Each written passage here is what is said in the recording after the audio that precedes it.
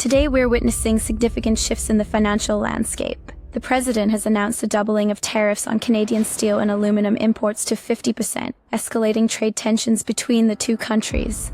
Market volatility and recovery. The stock market has experienced notable fluctuations, with the S&P 500 nearing correction territory, but rebounding as concerns over a potential government shutdown diminished. Anticipation of Federal Reserve decisions. Investors are closely monitoring the upcoming Federal Reserve meeting, with expectations centered around potential interest rate decisions amidst the current economic climate. To delve deeper into these developments, I'm joined by three distinguished guests: Richard Whitmore, a seasoned former hedge fund manager with over 4 decades of experience; Matt Ellison, a young and optimistic venture capitalist; and Tony Watanabe, a cautious financial analyst known for his critical perspectives. We begin now.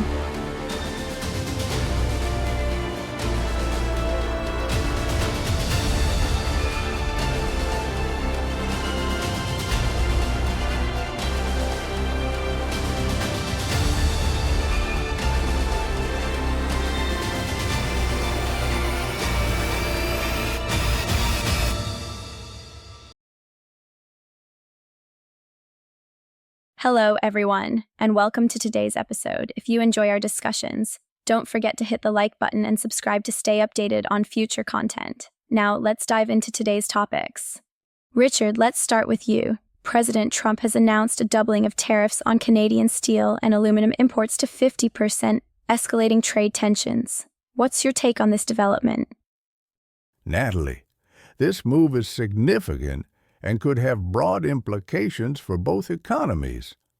Such steep tariffs may lead to increased costs for industries reliant on these imports, potentially driving up prices for consumers and straining international relations.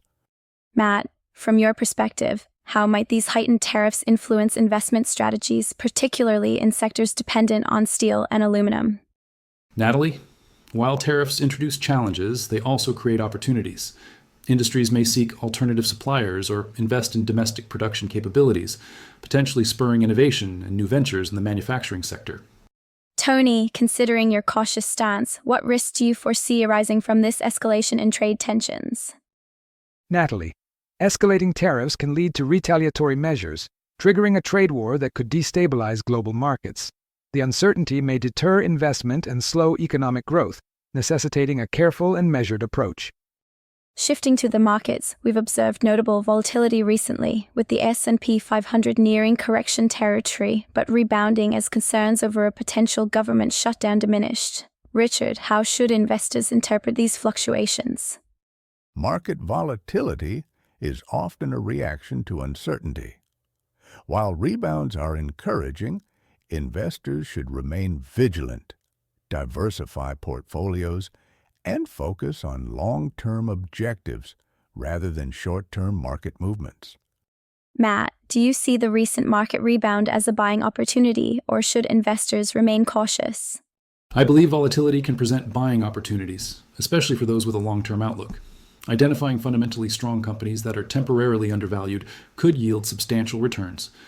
Tony, what's your perspective on navigating the current market environment? Caution is warranted. It's essential to assess risk tolerance, maintain liquidity, and avoid overexposure to volatile sectors. A defensive investment strategy may be prudent during uncertain times. Looking ahead, the Federal Reserve is set to meet this week, and investors are keenly awaiting any indications regarding interest rate decisions.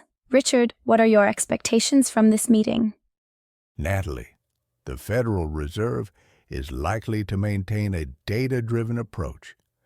Given the current economic indicators, they may adopt a wait-and-see stance, keeping interest rates steady while monitoring inflation and employment trends.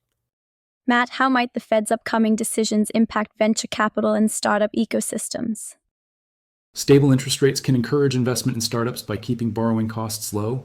However, any signals of future rate hikes could prompt investors to be more selective, emphasizing profitability and sustainable growth.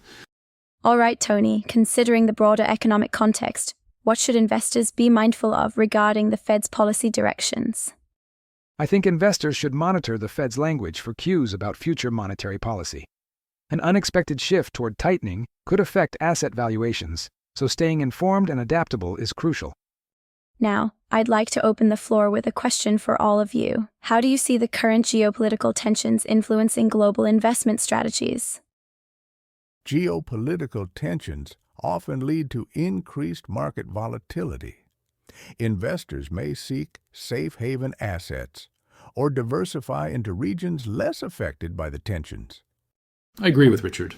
Additionally, such tensions can accelerate investments in emerging markets or sectors like technology that are somewhat insulated from geopolitical risks. While opportunities exist, it's important to conduct thorough risk assessments. Geopolitical events can have unpredictable outcomes, and a cautious approach helps in mitigating potential downsides. To wrap up today's show with an expert's voice, let's listen to a short segment from Tom Lee, one of the most well-respected analysts on Wall Street. In this clip, he explains why he believes we may have hit a tradable bottom in the market. Our next guest says the Fed put is alive and well, and that's one of 4 positive signs he's seeing for the markets this week. Joining us is FundStrat's head of research, Tom Lee, also a CNBC contributor. Tom, it's good to have you, and let's just kind of start with that theme, and maybe you can build on what Steve just told us. How do you interpret the Fed's move yesterday? Welcome.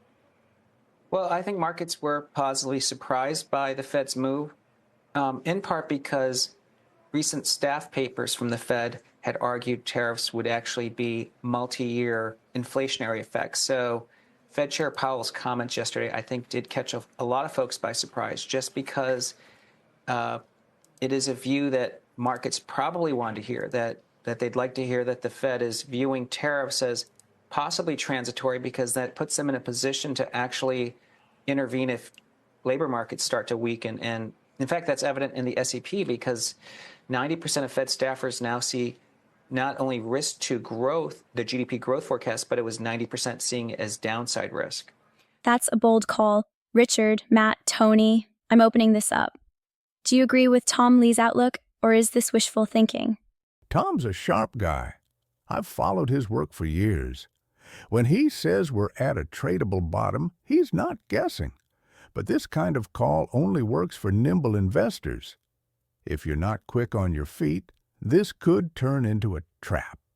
I'm with Tom Lee on this one. Market sentiment has been stretched. We saw massive equity outflows just last week. That kind of panic is often a buy signal. For me, this is a moment for smart, calculated entry points. I'm more skeptical. A tradable bottom might exist technically, but fundamentals haven't caught up. The trade war is still escalating, inflation risk isn't gone, and the Fed could shift unexpectedly. I'm not jumping in just yet. That balance of caution and opportunity is exactly what makes these conversations so valuable. Thanks, everyone. See you next week.